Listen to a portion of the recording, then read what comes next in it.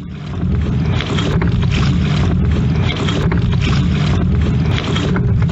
got contact! Can we finish this race in front of them, guys? Let's pick it up in 2. Here's 1. Final sprint here in 2. Last 150. Jump! Go! Welcome to CoxPod, a podcast for coxswains. I'm Brianna. I'm Sally. I'm Anne, and we're 3 coxswains with over 50 years of experience in the seat. While there are many rowing resources out there, we decided to create a venue that's solely dedicated to coxing topics. We learn from our shared experiences and want to foster a community that encourages innovation and discussion. And in this episode, we're going to address a variety of topics inspired by our audience. Each of these could easily be its own episode, so we are going to limit ourselves to a brief response. I hope. We're each going to make one key point about each topic.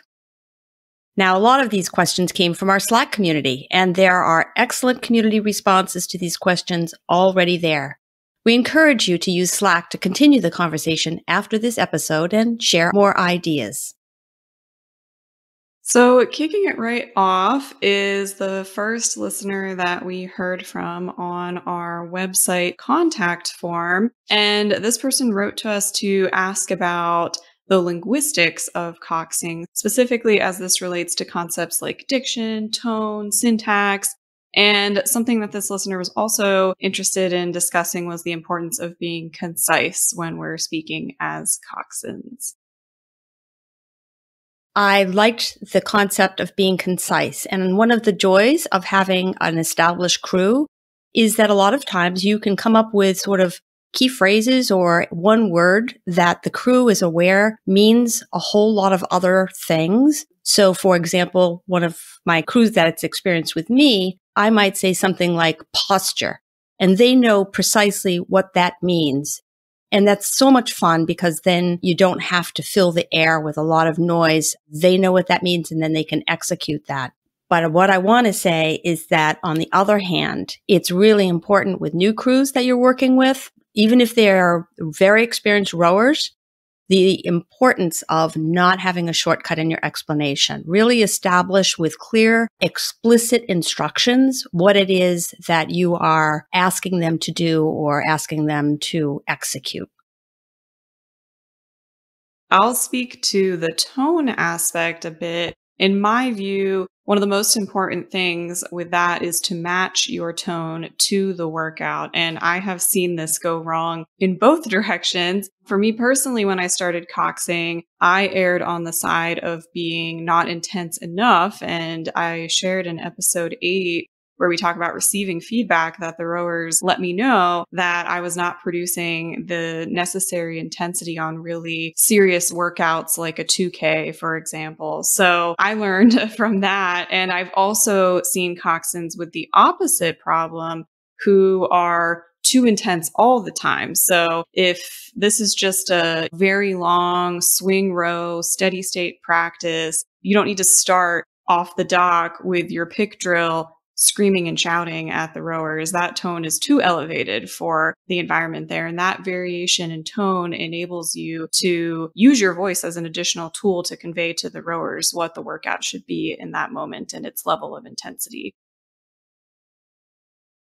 When I'm observing a crew, when I'm listening to a crew, I really try to pay attention to what's their experience, what's their education level, what's the vocabulary, what's the vernacular you use.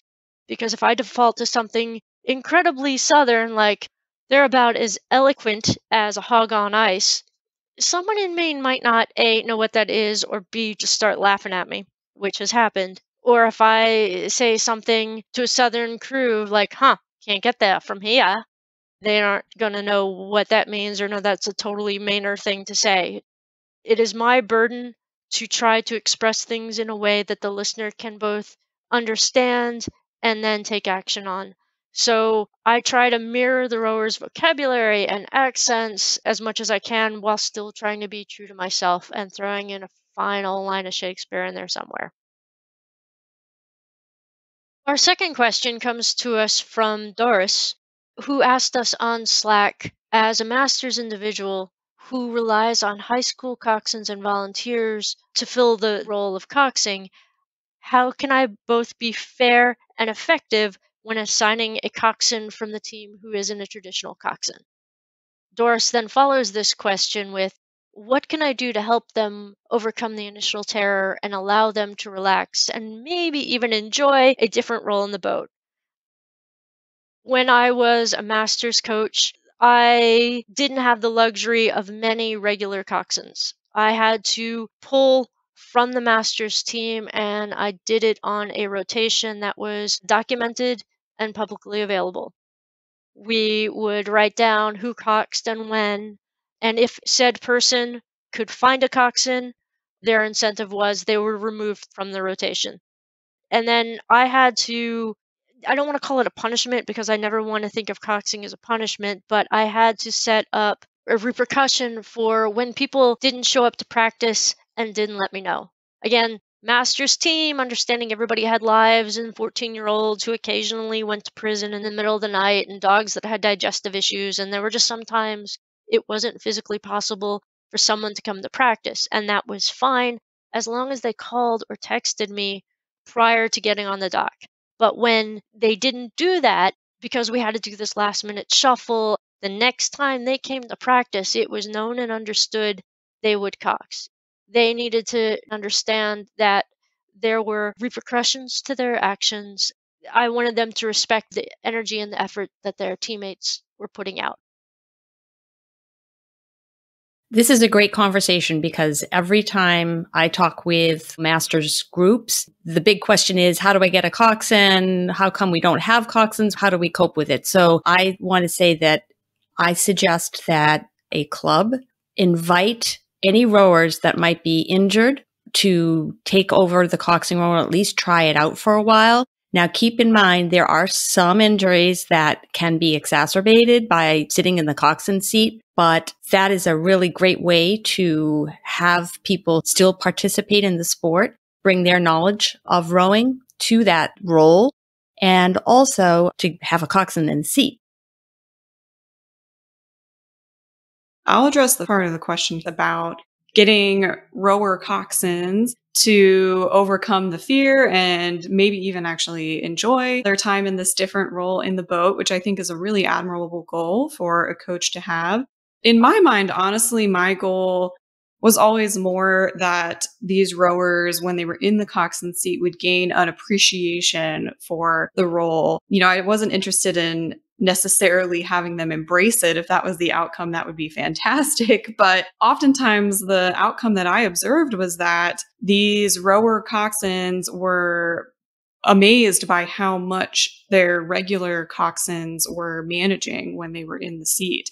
You have the cox box giving you information. You have stroke seat talking to you. You may have other people in the boat talking to you. You have the coach talking to you on a megaphone. We used walkie-talkies on our team, which was another method for coaches and coxswains to communicate with each other. You're timing the workout. You're correcting technique. There are so many aspects to what we do that coxswains often handle in a very quiet way that rowers are not even noticing. So for me, I thought that was a really positive outcome of having rowers rotate through the coxswain seat. And that outcome, again, was that they would come to appreciate the complexity of what we do and maybe recruit some coxswains if they didn't want to be in that seat so often. Our third question comes from Taya. I have known Taya for nearly 2 decades. She and I both started rowing when the boats were made out of wood and the oarlocks were made out of brass, and we used Macon blades, and we had that little styrofoam cup as a megaphone that we shouted into. Taya is an extraordinary coxswain and an even better person and a phenomenal coach. She's currently working with one of the Masters Club in Philly. You will know her because you'll probably see the back of her head as she breezes past you in the fastest boat possible. And she's also an assistant coach to a very, very prominent club in the Philly area. We're so lucky Taya is part of our community. And she is as kind as she is generous, but don't make the mistake of getting in the line in front of her. She'll let you know who's who. Taya asks, how does your team, club, coxing community foster a truly collaborative atmosphere? I'm happy to start this off. In our club, I felt the lack of that community. And so what I did a few years ago is I invited, at that point, there were 2 other coxswains. I invited those coxswains to join what I named a coxswain work group and set up monthly meetings that have continued to this day. At first, we just got together informally and sort of shared things like about what we have in our kits, which are whatever we carry with us, coxing strategies, dealing with different coaches, our experiences and questions and challenges that we had. And more recently, what we've been working on is a coxswain manual where we're detailing all sorts of things that are coxswain specific and will eventually be incorporated into the club membership manual. That's what we do at our club. We've found that it does truly foster a collaborative atmosphere. It can definitely be challenging to achieve that goal of creating a collaborative environment, especially on those teams where there are more coxswains than boats. So in every interaction that at the end of the season, a couple of you are going to the championships and several of you aren't. That kind of thing can really complicate that goal, again, of creating that positive atmosphere. I think one party that I would speak to here is coaches, and coaches can really support this. And I know that Taya's question came from both the coach and the coxswain angle. Coaches can enable this environment by being transparent in their coxswain selection. Oftentimes, coaches' decisions are very opaque, or worst of all, they're overtly random. That creates an environment where coxswains feel if they don't know what is causing someone to make the top boat versus the second boat, then they're going to be more inclined to keep things to themselves that they're doing because they don't know which thing they're doing is the thing that sets them apart from other coxswains. That's how I view that, having personally experienced environments like that and seeking as a coach to prevent that outcome by being transparent. And to the coaches out there, I would ask you to look deep within and ask if you actually have criteria that you're selecting your coxswains based on, or if it's subjective things like your sense or just talking to 1 or 2 rowers in the boat or just putting the most experienced person there because you don't want to deal with it. I see coaches really put a ton of effort into selecting for rowers, and then the coxswains are often an afterthought at best. So one way that you could support a collaborative atmosphere among coxswains is by making it clear which abilities they have developed that are enabling them to be in the top boats, which also makes every other coxswain want to strive to develop those same skills and abilities. I think that both you and Anne hit upon communication as part of a means to build this collaboration. I believe Kaylee Durham said it best when we interviewed her, and she talked about keeping the larger picture in mind. We had the privilege of talking with Kaylee Durham on an earlier episode, and she mentioned what's best for the team isn't always best for the individual. That there is only one coxswain seat at Head of the Charles. There's only one seat in the 8 at NCAAs. And how do we get there isn't going to be just one person shining. If you are trying to get as many points for the points trophy or trying to get as many people on the medal stand, sometimes putting the best cox in the slower boat is what you need to do to help lift up the slower boat's performance. And pulling aside the coxswain that you put in the B boat and explaining you are not the B coxswain. You are here because without you, this boat doesn't have a chance. Your skills are what's needed to make sure that everybody has their best performance. If it's just, one and done gold medal and you're out, put the fast cox with the fast boat. That's the obvious decision. But if you're trying to do what's in the best interest of the team, if you're trying to secure more bids for Head of the Charles for the following year, if you're trying to do something from a coaching standpoint that is more than just a single race, you need to draw on everybody's skills and you need to draw on everybody's gifts and apply them to what's best for the team overall with this larger picture in mind. And the only way to do that successfully is really, like you said, Brianna, is to talk about it. And the only way that you're going to start improving, if you have a gaggle of coxswains, I don't know, what's the collective for group of coxswains? How about a pod?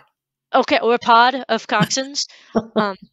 If you have a pod of coxswains, the only way you're all going to get better is if, like Anne, you talk and you work together and you establish trust on something as simple as what kind of wrenches do you carry in your fanny pack. I'm a big believer in rising tide lifts all boats. We're all better for this collaboration. We're all better for this communication. I suppose I should keep going because the mighty Taya also asks, what have you done to continue improving when you aren't getting feedback? Or the feedback you're getting boils down to, y'all are doing fine. I can't think of anything you can change. I'll start by saying that I would highly encourage everyone listening, if you want to get a deeper answer to any of these topics, check out the Slack community where these questions were put forward, because there's a lot more there. So we won't even recap everything that's there because there's so much great content that other members of the community have provided, which we're really appreciative of. This question in particular got some excellent answers. That would be my encouragement, is find more answers there. We always keep a link to the Slack community at coxpod.com/Slack. What I'll say, Taya, is that I can 100% relate to this feeling of stagnation. Really, this happened to me in my time as a master's coxswain, which is ongoing. I felt I got to a point where I was, fine. I wasn't someone that the coach was concerned about.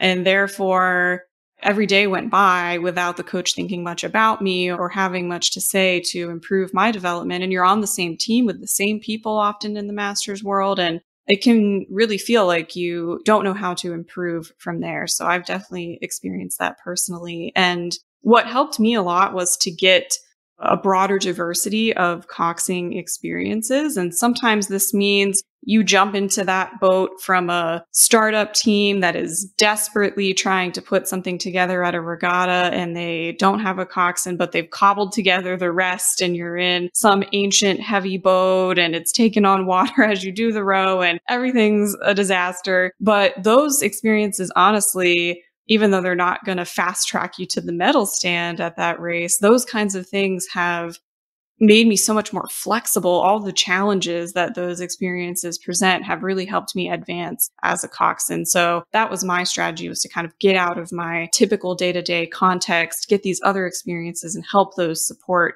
my development in that everyday context.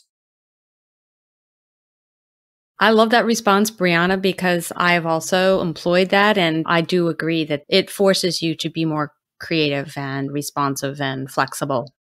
Also, from my point of view, I went through years and years and years of silence. And if I prompted the conversation, I got exactly what Taya is saying. You're doing fine. I can't think of anything you should change. I mean, almost literally those words came out of multiple people's mouths, from rowers to coaches. So I struggled with that. And I wanted to improve my skills, which were very, very, very minimal, and did what a lot of us do, which is look at resources, books, interwebs, talking with rowers, absorbing all of the external information that I could that's out there. Also, as the club grew and I had an opportunity to talk with other coxswains, I took advantage of that. And I just responded in my answer to the last question that I formed a work group that has been instrumental. And also, I'm going to say, Brianna and Sally, I have learned and improved so much based on conversations with you over the years. So thank you for that. And I think before I finish my answer, I just want to make a call back to episode 8 that is entitled Receiving Feedback. There are some additional thoughts in that episode. And lastly, I have also found it important to form a bond with a couple of rowers who are not as scared to communicate with me about things. I think that a lot of times rowers and coaches are so scared they're going to lose a coxswain, they're going to offend a coxswain in some way, that they hold back for that reason. And if I've formed a bond with a particular rower or two, they get to know over time that I sincerely want their feedback of all sorts, and that it's going to help the boat, it's going to help me, and in the end, it'll be a stronger group. Like you, Anne, I'm very fortunate to have found a pod with you two because I have learned so much and you have taught me so very much. I'm just very, very grateful for it. I think I approach the no feedback thing a bit how I approach life is that there's no such thing as a perfect practice, there's no such thing as a perfect dinner, there is always room for improvement. And the absolute perfect thing is like Plato's notion of the forms. You're never going to get it. And the closer you get to perfection, the more you realize you don't know. I look at everything and just explore how could I have made that call better? How could I have improved this? I do have to warn y'all that sometimes it does get into a pretty vicious cycle in one's head. And sometimes you can say, you know, I did pretty well today. That was a good job. And just try to ease off on yourself. But I play a lot of things back. In the middle of the night, I still relive courses I took, especially at Head of the Charles. Could I have pulled us closer to the buoy line? I second guess a lot of my things, and I do think that does help me, but I do think there is like paralysis by analysis, that sometimes you don't get better if you're being too critical. Thanks, Sally. How about if we move on to the next comments that came in from Slack? This is from Wendy, and it's sort of a two-parter. And the first part was about docking. And we hope we answered at least partially your questions in episode 13, which is landing. And hopefully the question was responded to there. And if not, well, ask us again, and we'll see what we can do to support finding the answer to that question. Again, as Brianna mentioned before, regarding the use of Slack, you can go back, you can ask new questions. If you find out something new, you can add it in there and keep asking additional questions. So then on to the other part of the question, which had to do with lining up for a race. She said something along the lines of that she finds that they are so unpredictable and at times highly stressful, and at the same time, a great test of all skills under pressure. The wind, the current, unsolicited advice all add complexity. And then there's the marshals, quick starts, boats blowing around on top of each other, blowing people over too far and having to do high-level physics to work out exactly how to get the boat in the right lane again. She mentions laughingly, I guess you've all been there. Well, I can say, even just reading that, my blood pressure went right up. And the fact of the matter is, yes, I have been there over and over and over again because I'm lucky that I've had opportunities to race. What came to my mind first when I read this was all about floating starts for sprint races. In our area, that's fairly common where we do not have stake boats or pontoons that we lock onto. We are lined up in a river or some other body of water by officials, and you try to pull your boats up and it's complete chaos and there are no defined lanes. People are inching forward, then they get called back, and it is great fun. It is a huge challenge, and I think that I handled it by trying not to stick out too far in any of my maneuvers from the rest of the crowd, but giving my crew the best advantage possible. It's a challenge each and every time. I don't think I've ever had a race where there was a floating start that I could just breeze through. No. They're, as we would say up here, wicked fun. When reading this, what came to mind is Thomas Paine wrote this quote, "These are the times that try men's souls." I mean, I'm an adrenaline junkie. I love doing this. This is my passion in life. I try to encapsulate my thoughts, and I can't do it in a single one-liner. I think I have so much to talk about, and there's such a complexity and nuances and luck involved. Like Wendy was spot on. I kind of think we're going to have to delve into this in a future episode. Yes, we are. Yeah, I got Brianna, save us. Be clinical, be matter of fact. Save us from me waxing poetic. Well, I wish I could say that what I have planned was a time when I was clinical and matter of fact, but in fact, it was a situation that divine forces must have saved me from, because it wasn't through my own power. But one of my most horrifying stories was a race. This is actually up at Anne's home course, where I was getting locked on to my stake boat and I was in a bow loaded 4. Just the biggest gust of wind comes across at that exact moment and pushes my boat so hard that we are now pinned against the next lane's stake boat. And like I said, I can't provide you the solution to how to get out of that, because I don't know how I did. I was asking people to back. That seemed to be the first approach, but that was causing our stern to cut deeper into the stake boat. And so that wasn't an option. People couldn't row because we were now, attached to this other stake boat. And luckily there was no one in that lane, but that poor stake boat holder is trying to push us off, but the wind kept countering. At one point, an official came over in a launch and I was like, here we go. We're getting disqualified. I guess I'm going to have to handle this. They took pity on us. And somehow, again, I don't know how, we got righted in that lane and were able to do our race. But that was one of the times when my message here is that amid all of this chaos, the way I try to handle it is by staying calm so that my rowers don't get riled up right before we're about to race, even though the environment is very stressful. And that is one of the times that challenged me the most in terms of keeping my voice calm, because I was like, there's no solution here.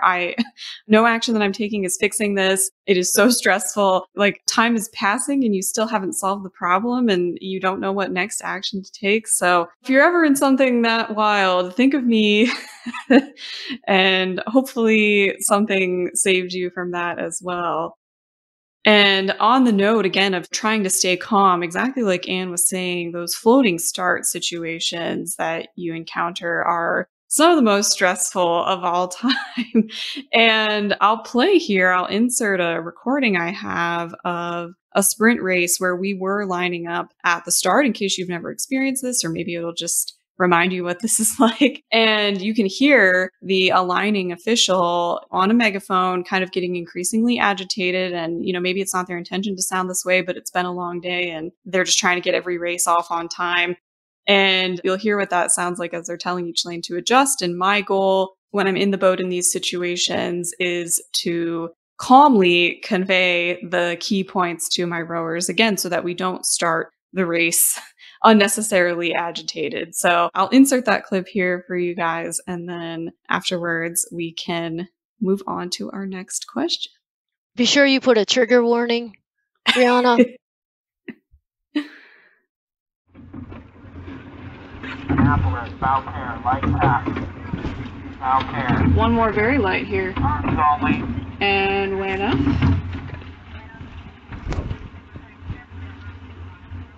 Okay, that's Annapolis. Lane 1, hold. Go ahead and hold water.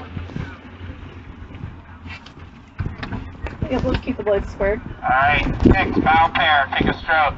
Lean back in, Annapolis back. Annapolis back. Alexandria, bow pair, take a stroke. Pressure Hold on the starts Annapolis, is pretty hold good, Annapolis. so we're good. 6, hold. 2 and 4, let it run. 4, hold. 2, hold. Let's go, Baltimore, let's go.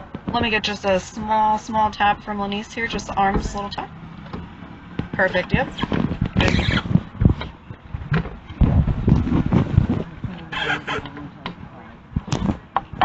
3 and 4, take a stroke. 2 and 6, hold. 1, take a stroke. 1, take a stroke. Stern pair, very light here. Let's take one together. Ready, rip. 3, Okay, way take enough, another port stroke. hold. 3, take another stroke. Baltimore, And let's sit go. easy. Do we have enough separation? 1, take another stroke. 3, hold. 3, whoa. Go ahead again, stern pair, one more. 5, take a stroke. 6, And take way a enough, stroke. ports hold 1, again. hold. 1, hold. Yep, and sit easy. Let's hold water all 4. Hold water. Okay, let's be prepared. Probably start as soon as I see alignment. 6 and 5, take a stroke. 2, hold. 2, hold. 6, hold. 5, light stroke, arms only. 5, Perfect light, point. arms only. 5, 2, back it. 2, back it. 5, hold. 2, back. 2, back. All crew, sit ready. Thanks, Brianna, for inserting that audio recording. I feel like I've experienced a lot of that in prior races. So thank you. Let's move on to question 6, which came in from Elaine on Slack, who started coxing as a junior in high school and now is a varsity coxswain at a university. She asked, do you have any advice on how to better judge distances on the water? I always want to call like 100 meters until halfway or similar calls, but I'm always afraid of judging the distance incorrectly. This is a great topic. I'm glad this was brought up, and I don't know that I'm exactly the person that can answer it the best way, but I'm going to start off by at least sharing what I do. Every coxswain should take advantage of the course maps that are out there, particularly if you're away from your home course. Most rowing venues do have some kind of course map. If not, then of course you can use Google Maps or any other geographical tools. You can use the course map to figure out large landmarks and their distances, so use that as one of your tools. And lastly, the strategy that I use when I'm on land and I'm at a regatta and we're not one of the first races is, especially towards the end of the race course, I make a point to count strokes from similar class boats as they go through that area. And then I just sort of extrapolate how I think my crew is age-wise, skill-wise, similar or different from the crews and the counting that I'm doing. That has helped me a lot of times to understand the impact of either current or wind factors on those courses. So that's something that I do. I think one of the really important things for coxswains to keep in mind is don't lie to your crews. If you cannot see the finish line by the curvature of the earth, then don't tell them we're almost there. Don't call last 10 if you are not absolutely positively sure it's the last 10, because last 10 strokes are sacred. One of the other things to keep in mind is if I say last 10, rowers will shorten up. Rowers will get ugly to get the power on. And what was 10 strokes 100 meters ago is not 10 strokes now. And the worst thing a coxswain can do is go, oh my God, I'm sorry, I meant 3 more. I have done it. I apologize. I do this thing I call coxswain math. And especially in a longer course, I can kind of do this thing where I can see they're going to catch us in 15 strokes, or I have 10 strokes before I make contact on their bow ball. It's just this very subtle thing of noticing whether you're pulling towards them or pushing away. So I use that coxswain math as a means of gauging distance. But a good rule of thumb is that it is better to call distance than strokes. Because if you say, we've got about 250 meters to go, nobody knows what that is. They're anaerobic. But if you go, we have 10 strokes left, and there was 11, I can guarantee you they will all remember that because they're all counting. So if you can't give exact numbers, just do distance. We're about 250 to go. Nobody knows if you're at 270 or at 235. That's how I would handle it. For me personally, this is a pretty big area of weakness, I feel, and it's something I would really like to improve on because I think having that skill mastered can take a coxswain to the next level. I think using distances is an excellent workaround, and it is definitely safer than being off by plus or minus whatever at the end of the race. But if you can earnestly tell them that it's 10, rowers feel so empowered by saying, I can do 10 strokes. I barely have anything left in the tank, but I can do 10. So I would love to improve my skills in that regard, but I'm not there now. One of the ways that I have tried to approximate or build, I hope this is building towards Sally's coxswain math abilities, is by just kind of estimating to myself when I'm practicing on my home course, there's a landmark I know, a bridge I come up to every day. I'll be some distance away from it, and I'll just try to say to myself, I bet that at the pace we're going right now, we're 25 strokes away. And then I'll count in my mind and I'll see how close I was by the time that we reach that landmark. And none of that has to be said out loud to the rowers unless you start to feel more confident. But that's a way that internally I try to build my estimation skills of distances, is by using known landmarks. And as Sally was alluding to, it really depends on each crew that you are in. So depends on how long they are. It depends on what rate they're at. It depends on what kind of power they're applying. And so that's something that I feel I have to establish once I'm in each boat as it moves during a race. And it's very challenging. So we, especially as we've said here, welcome anyone's suggestions on how to build up this skill of measuring distances, because I know it's something that probably challenges a lot of us and is something that could definitely elevate all of our coxing if we master that. So please share wherever you can, social media, our Slack community, give us your tips. Our 7th question came from Reagan, a high school coxswain, who asked, could you possibly do an episode about being the underdogs in a situation, like how to motivate your boat when they know that we're up against a really tough crew, and how to then push your crew to gain those seats back after they have been lost? And again, I would point everyone towards the Slack community for some really excellent detailed answers there. And we will give our brief thoughts on this topic of being the underdog here today. This is an area that I deeply struggle with, and I cannot wait to hear other people's suggestions. There have been so many times when we've been passed, we are so far back that we are hardly in the same race. I'm going to give an example of one race that I was in. It was 1,000 meters.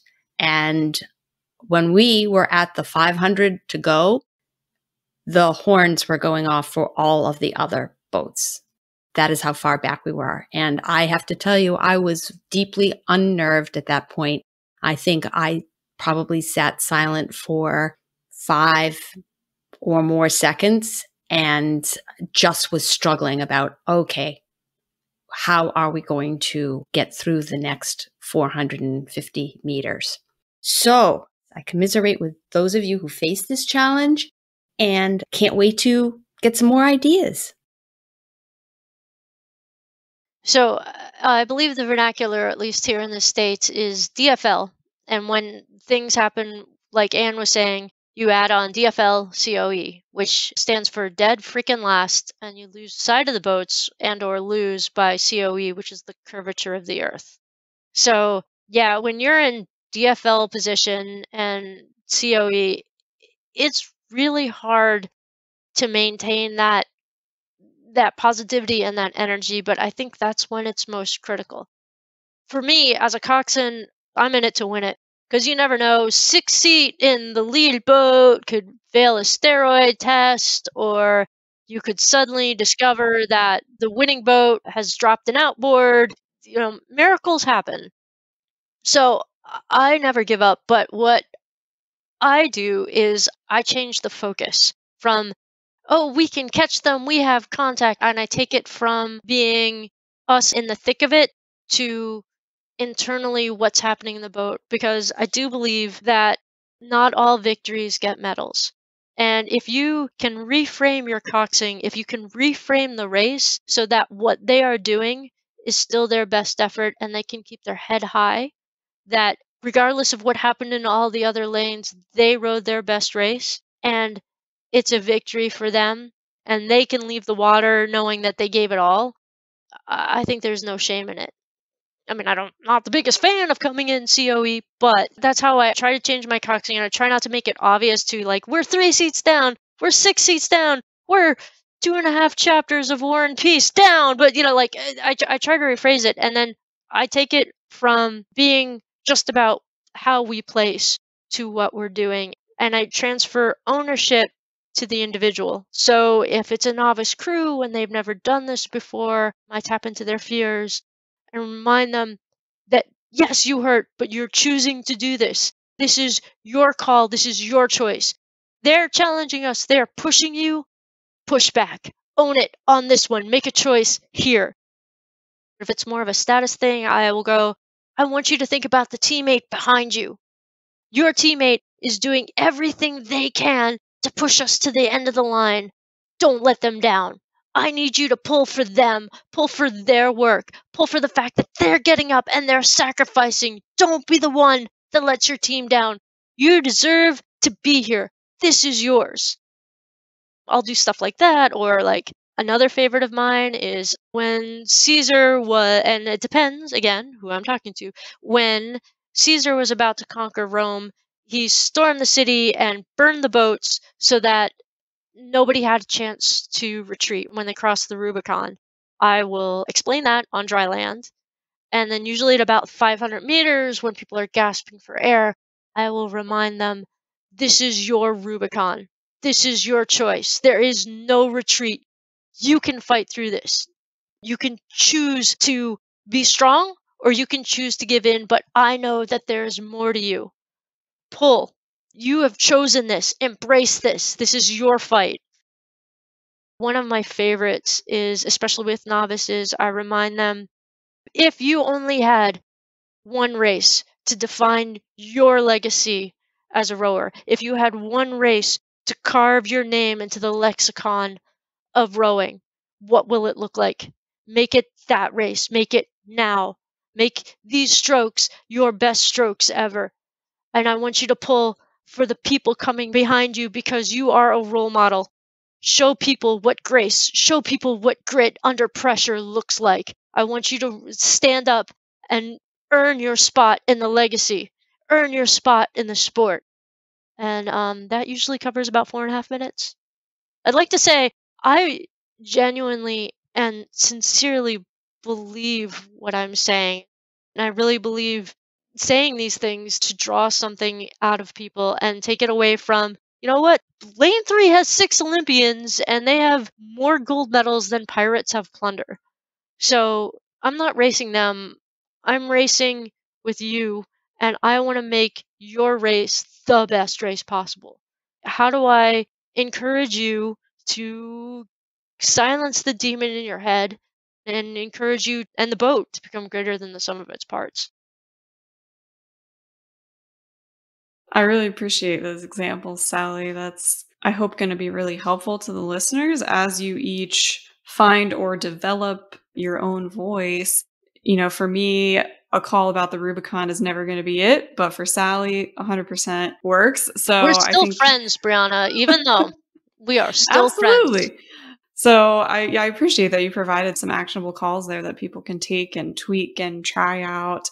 And I think also in these answers, you have spoken to the 2 scenarios that can emerge here that may come to our minds based on Reagan's question, which is the maybe there's a chance scenario. And the answers on Slack, I'll say, spoke to both of these. So there's a wealth of information there. And in the maybe there's a chance scenario, a lot of the things that Sally was saying would be excellent. And if you feel that slipping away, you know, the boat is within reach, but you can tell that your moves haven't been working.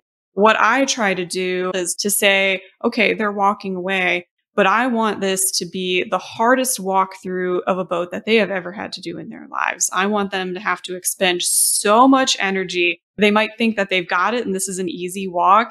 And instead, they're going to have to fight tooth and nail to finally get clear. You know, every coxswain's waiting to make the call. Yeah, we have open water. And we're going to deny them that for as long as possible. That's a way that I sometimes approach that strategy. And then I personally have kind of an internal metric, kind of like you were saying, Sally. No boat wants to hear, we're 8 lengths back, keep fighting. So for me, it's probably about like a length and a half is when I'm going to go back internal with the boat and work on those internal goals. And it's really critical, as you guys laid out at the beginning, that we don't give up because we're the voice of the boat. And if we do, then why should the rowers even be trying to continue? What's motivating them at that point, if not you, since it's not going to be winning a medal, for example. So it's a really tough situation, but hopefully people find solidarity in the fact that so many of us, probably all of us in the coxing world, have been there at one point or another, for sure.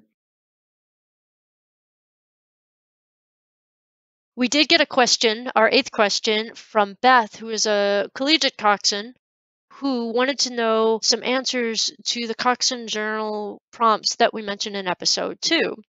And Beth asks, if you could do one thing differently when getting a fresh start on a new team, what would it be? And what is the one thing you could tell your novice self? I love these two questions, and I know that I've been pondering them for a while. I think I'm going to pick up with the second question. And to my novice self, I would say it's going to take a long time. Keep at it, but it is going to take longer than you think. There are so many aspects to our role that you just build on the skills, but it's not as if you suddenly, or let me say this, I have not yet suddenly hit a spot where it's like, oh, it's all coming together now, and I feel like I am ultra confident about my skills in a boat. I would tell my novice self, build it piece by piece. There will be times when you'll have the aha moment, or you'll be able to integrate all of the aspects, the positive things that you've learned for the betterment of the crew.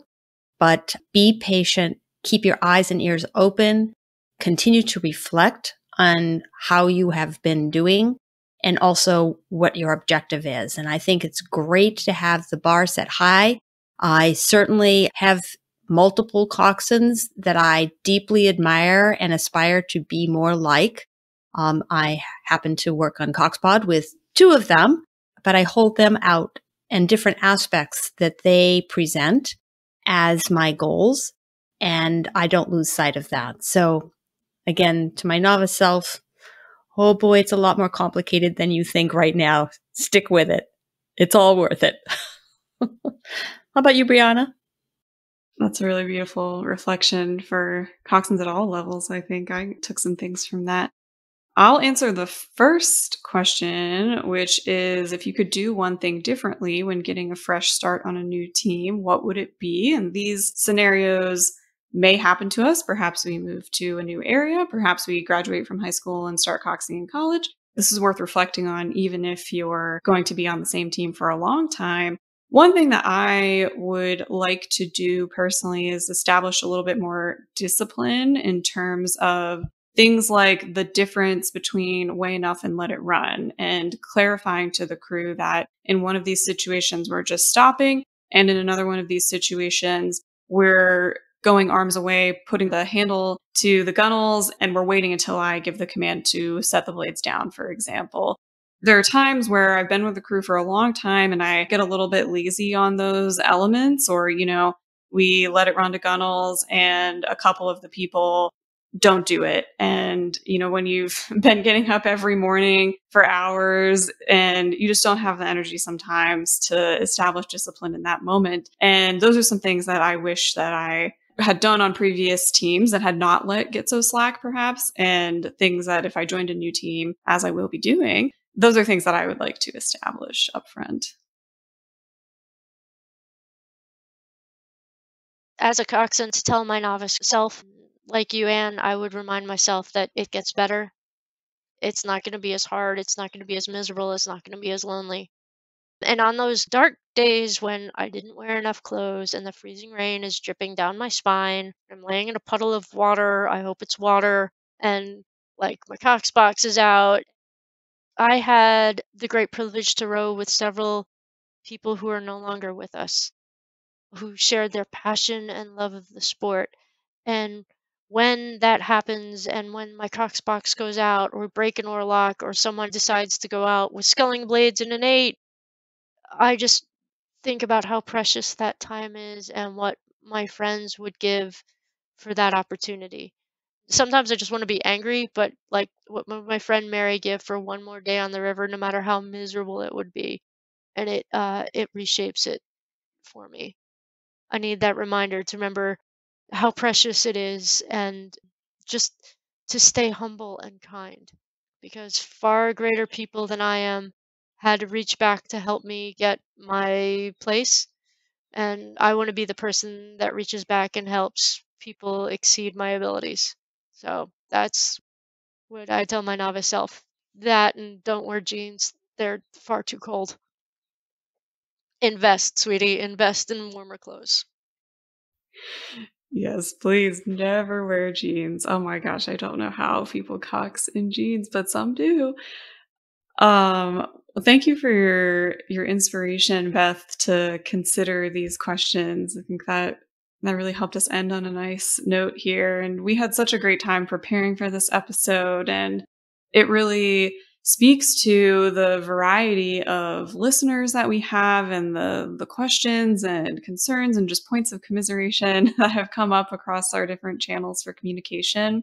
And we can at the same time relate to each of these questions that came up. And we really found that we need to rely on each other as a coxing community to come up with more answers to these questions, especially those super challenging situations that so many of us struggle with. And as we've encouraged throughout, if you have thoughts on any of these topics, please share those in our Slack channel, on our social media, or on our website through that contact form.